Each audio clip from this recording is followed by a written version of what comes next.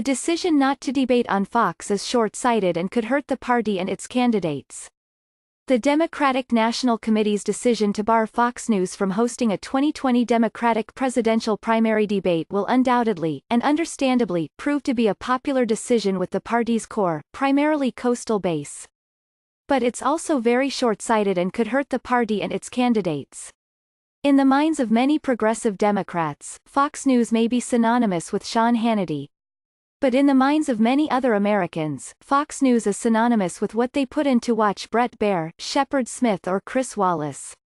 These Fox News anchors and personalities do not do the bidding of the Trump administration. Go find Mr. Wallace's recent grilling of the Trump anti-immigration White House policy advisor Stephen Miller if you're unsure. It's not a given that their viewers are entirely die-hard Trump fans, or even Republicans. Fox News, the actual news part, is indeed consumed by some Democrats and independents. And its viewership numbers are big enough that the DNC is, in its way, cutting off its nose to spite its face by leaving those potential voters on the table and unspoken to. According to a 2017 Pew Research Center survey, 3% of 2016 Hillary Clinton voters cited Fox as their principal news source, exactly 1 percentage point behind the number who cited NBC and 2 points behind those who cited the New York Times as the main source of their news. Critically, Pew asked its question about main sources in an open-ended way. They were not pushing anyone to reply. Fox News. Pew data from 2014 shows similar trends. 5% of people who called themselves mostly liberal cited Fox News as their main source of news about government and politics, the same number as cited MSNBC. So did 8% of those with mixed political views. MSNBC didn't rate with them at all. According to New York Times reporting from 2012, a quarter of Fox and Friends viewers were Democrats or Democratic leaners, 9% were independents. It's possible that in the era of Trump, those numbers have shifted a lot. It's also possible that every Democrat or independent who watches Fox is a hate viewer or views it on mute just to see super telegenic anchors smiling and looking friendly. But it's more likely, given that Fox has been the most watched cable network for 17 years straight. Some people who tune in are people Democrats actually want and need to vote for their candidates. That will be especially the case if the economy starts to sour. February's job numbers offer a hint of that, and voters who were previously more favorable to Mr. Trump start to turn on him.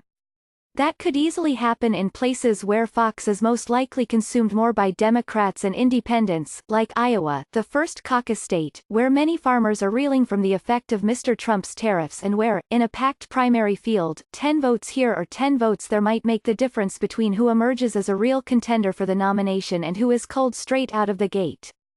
This was presumably the logic behind Senator Kirsten Gillibrand's decision to sit down for an interview with Mr. Wallace last month. Some Democrats criticized her for it, but according to a Washington Post media reporter, over 2 million people tuned in.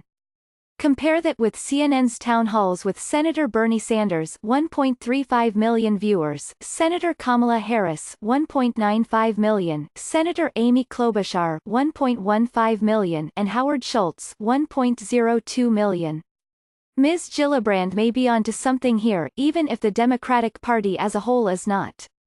As a Republican who watches CNN and does not plan to vote in Virginia's Democratic primary next year, I'd say Ms. Gillibrand probably is. I bet the conservative commentator and talk radio host Eric Erickson, who prefers CNN to Fox but has pledged to vote for Mr. Trump, agrees.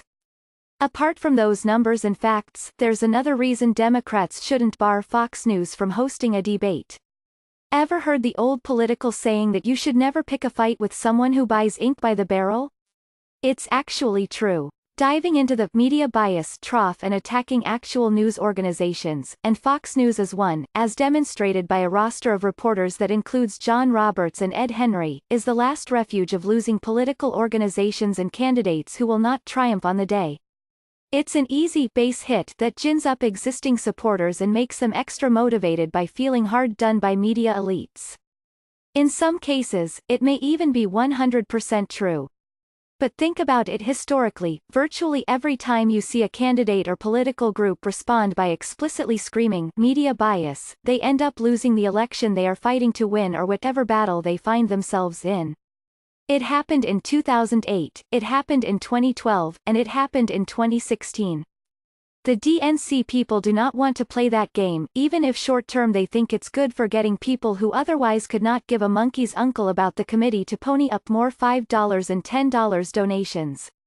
It probably will be, and very likely that's a lot of what this is about.